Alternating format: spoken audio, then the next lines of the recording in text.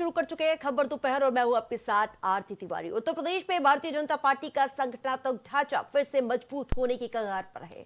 13 दिसंबर 2025 को संगठन प्रदेश अध्यक्ष के नामांकन शुरू हो गया और फिर 14 दिसंबर को नए राज्य अध्यक्ष का ऐलान किया जाएगा।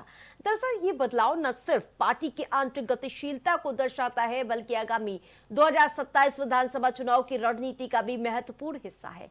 राजनीतिक जानकारों की माने तो ये प्रक्रिया भाजपा के लिए एक नया अध्याय खोलने जैसा अनुभव होगा। और इसके अलावा भाजपा वरिष्ठ नेताओं के मुताबिक 13 दिसंबर को लखनऊ स्थित भाजपा राज्य मुख्यालय पर दोपहर 1 बजे से 2 बजे तक अध्यक्ष पद के लिए नामांकन पत्र स्वीकार किए जाएंगे। इसके बाद नामांकन की जांच होगी और अगले दिन यानी 14 दिसंबर को केंद्रीय चुनाव पर्यवेक्षक विनोद तावड़े की मौजूदगी में अंतिम नाम घोषित हो जाएंगे। बताया तो ये जा रहा है कि केंद्रीय मंत्री पीयूष गोयल इसकी औपचारिक घोषणा करेंगे। तो आपको बताते चले इस बार प्रदेश अध्यक्ष की रेस में किन नामों पर चर्चाओं का बाजार गर्म है वो तो देखने वाली बात होगी, लेकिन अब आपको बताते चले ये चौधरी यानी कि भूपेंद्र सिंह चौधरी का वापसी लगभग नामुमकिन ही मानी जा रही है और तमाम ऐसे नाम हैं वो सामने आते हुए नजर आ रहे हैं। और इसके अलावा आपको बताते चले मुख्यमंत्री योगी आदित्यनाथ भी लगातार सक्रिय हैं मामले में, तो संगठन और पार्टी दोनों का समन्वय भी खास तौर पर इस प्रक्रिया में देखने को मिल रहा है और माना जा रहा है कि इस बार का अध्यक्ष का जो ऐलान होने वाला है 2027 के चुनाव के लिहाज से काफी अहम माना जा रहा है। वहीं आगामी 2027 विधानसभा चुनाव की रणनीति का भी एक महत्वपूर्ण हिस्सा है। राजनीतिक जानकार मानते हैं कि ये प्रक्रिया भाजपा के लिए एक नया अध्याय खोलने जैसा अनुभव हो सकता है। सामाजिक संतुलन पर सभी की निगाहें टिकी हुई है। भाजपा वरिष्ठ अध्यक्ष और वरिष्ठ नेताओं के अनुसार 13 दिसंबर को लखनऊ स्थित भाजपा राज्य मुख्यालय पर दोपहर 1 बजे से 2 बजे तक अध्यक्ष पद के लिए नामांकन पत्र स्वीकार किए जाएंगे और इसके बाद नामांकन की जांच होगी और अगले दिन यानी 14 दिसंबर को केंद्र चुनाव पर्यवेक्षक विनोद तावड़े की मौजूदगी में अंतिम नाम घोषित हो जाएगा। और बताया तो यह भी जा रहा है कि केंद्रीय मंत्री पीयूष गोयल इसकी औपचारिक घोषणा करेंगे। सीधा रुख करेंगे सहयोगी शहबाज का जो न्यूज रूम से हमारे साथ लाइव जुड़ चुके हैं। शहबाज, 27 का समीकरण जातिवाद सबसे बड़ा समीकरण फैक्टर माना जा रहा है, क्या लगता है किन नामों पर चर्चा का बाजार गर्म नजर आ रहा है? देखिए आरती, यूं तो कई नाम हैं जो चर्चा में चल रहे हैं, लेकिन बीते कल देर रात से पंकज चौधरी ये नाम बहुत सुर्खियों में चल रहा है और 7 बार के सांसद रह चुके हैं। महाराजगंज जब गोरखपुर से अलग होकर एक जिला बना, इसको जिले के रूप में जब मान्यता मिली, तब महाराजगंज की लगातार 7 बार से वो सांसद जो है वो रह चुके हैं वहां से और एक बहुत बड़ा नाम है। और ये कुर्मी बिरादरी के, क्योंकि पिछड़ा ओबीसी का जो फैक्टर है उस फैक्टर पर भी सबसे ज्यादा निगाहें रखी जा रही हैं, क्योंकि ओबीसी फैक्टर बहुत की जो गोलबंदी थी वो 2024 के लोकसभा चुनाव में एक तरफा होती हुई नजर आई थी। और यही कारण है कि ओबीसी एकजुटता की वजह से अखिलेश के पीडीए को बहुत ज्यादा धार मिली थी और जिसकी वजह से अखिलेश यादव ने एक ऐसी लकीर खींची जो मुलायम सिंह यादव भी अपने जमाने में खींच नहीं पाए थे। और जिस तरीके से आप देखा कि भारतीय जनता पार्टी जो नुकसान में चली गई, क्योंकि 80 में 80 का दावा किया था, चाहे वो ब्रजेश पाठक रहे हो, चाहे डिप्टी सीएम केशव प्रसाद मौर्य हो या फिर खुद सीएम योगी आदित्यनाथ हो, इन सभी बड़े नेताओं ने ये बोला था कि 80 में से 80 सीटें आएंगी भारतीय जनता पार्टी के उत्तर प्रदेश में। लेकिन उसके बाद जिस तरीके का नतीजा देखने को मिला वो बहुत ही निराशाजनक रहा।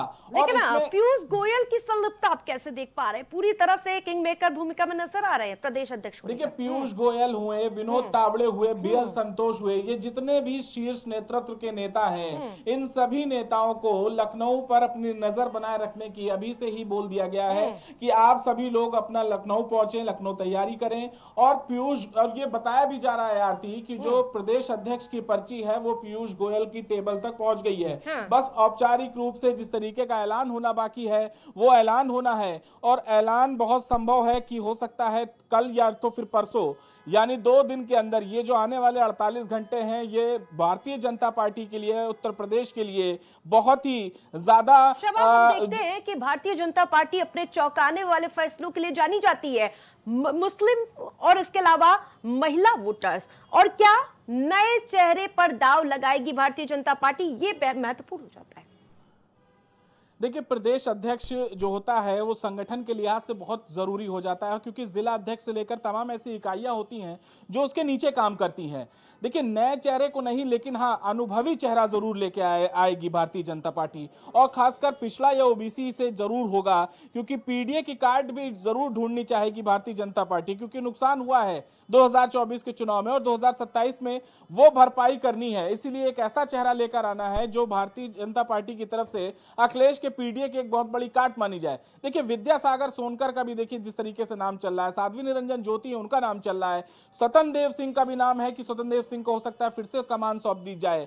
तो बहुत बड़े बड़े नाम हैं, लेकिन पंकज चौधरी का बीते कल से जिस तरीके से नाम आ रहा है, क्योंकि केंद्रीय राज्य वित्त मंत्री भी इस वक्त वो भूमिका में निभा रहे हैं और कई बार से सांसद रह चुके हैं, 7 बार के सांसद रह चुके हैं वो, और एक बहुत बड़े सीनियर नेता हैं। और योगी आदित्यनाथ जितनी पुरानी राजनीति उनकी है उनसे भी पुरानी राजनीति उनकी है, तो अनुभवी चेहरे पर जोर दिया जाएगा, ना कि किसी नए। देखिए, ये कोई मुख्यमंत्री की दावेदारी नहीं हो रही कि कोई नया चेहरा लाकर भारतीय जनता पार्टी खड़ा कर देगी। ये संगठन को चलाने की बात है, ये जिले को ये लेकिन राज्य को शहबाज, आप चलाने देख की पा रहे बात हैं है। दो गतिविधियां हो रही है। एक तरफ प्रदेश अध्यक्ष के नाम की इधर चर्चा चल ही रही है, तो दूसरी ओर आज एनडीए के सांसदों से मिले हैं प्रधानमंत्री नरेंद्र मोदी।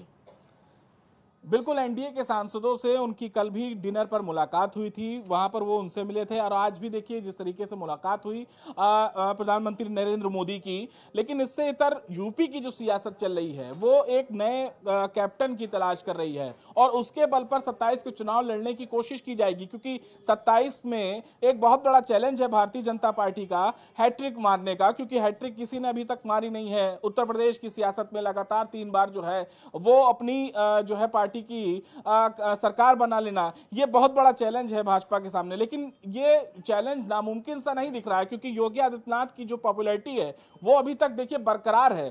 क्योंकि जिस तरीके से देखा जाता है आरती, जब स्टार प्रचारकों की सूची आती है तो योगी आदित्यनाथ का बहुत पहले नाम आता है, और अलग अलग राज्यों में देखिए किंग मेकर की भूमिका में वो दिखे भी हैं, चाहे बिहार, हरियाणा, महाराष्ट्र, कहीं की भी बात कर लीजिए, हर जगह जहां रैली करते हैं वहां आप रिजल्ट देख सकते हैं। मानी जा रही है क्या भूपेंद्र चौधरी के नाम पर वापसी होगी क्या? नहीं, देखिए, भूपेंद्र चौधरी पर दोबारा विश्वास भारतीय जनता पार्टी नहीं जताएगी, और भूपेंद्र चौधरी के अलावा दूसरा चेहरा सामने लाना बिल्कुल ये कंफर्म माना जा रहा है। और ओबीसी और या फिर कोई पिछड़ा ये चेहरा ला सकती है, लाया जा सकता है। हालांकि साध्वी निरंजन ज्योति पर बहुत ज्यादा विचार विमर्श किया जा रहा था, लेकिन महिला जो है चेहरे पर हो सकता है भारतीय जनता पार्टी संगठन के लिहाज से दांव ना खेले। हो सकता है कि जिस तरीके से देखिए बीते कल से मैं बता रहा हूं कि पंकज चौधरी का नाम बहुत ज्यादा तेजी चर्चा में चल रहा है, कुर्मी बिरादरी से आते हैं, और कुर्मी की जो बिरादरी है वो उत्तर प्रदेश में वो भी ज्यादा है, और यही गोलबंदी जो हुई थी वो 2024 के लोकसभा चुनाव में हुई भी थी, क्योंकि कुर्मी थी और लोथ थी, ये जो बिरादरी थी ये एकजुट हो गई थी, और ओबीसी एक बहुत बड़ी तादाद में उत्तर प्रदेश में माने भी जाते हैं आरती, और 27 से पहले किसी ओबीसी चेहरे को लाकर भारतीय जनता पार्टी जो है वो पीडीए प्लान को ध्वस्त करना चाह रही है। जी, निश्चित तौर पर तमाम अपडेट के लिए धन्यवाद आपका। तो इस बार क्या प्रदेश अध्यक्ष कोई नया होने वाला है, क्या कोई तमाम तरीके की इस पर बात सामने आ रही है, लेकिन देखने वाली बात होगी कि भारतीय जनता पार्टी आखिरकार किसके नाम पर मुहर लगाती है। उत्तर प्रदेश के रायबरेली जिले से बड़े पैमाने का फर्जीवाड़ा